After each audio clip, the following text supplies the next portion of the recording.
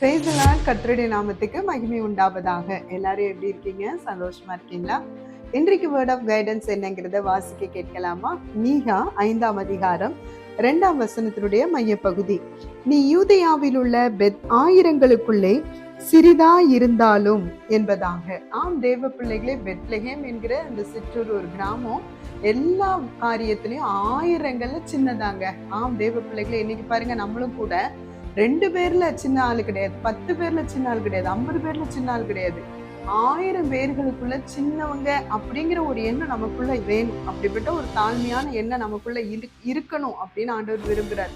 அப்படிப்பட்ட தாழ்மையான ஒரு நபரை என்ன ஆண்டவர் செலக்ட் பண்ணி இவ்வளவு அழகா கர்த்தருடைய வார்த்தையை பேசுறது பெரிய விஷயம் தாங்க.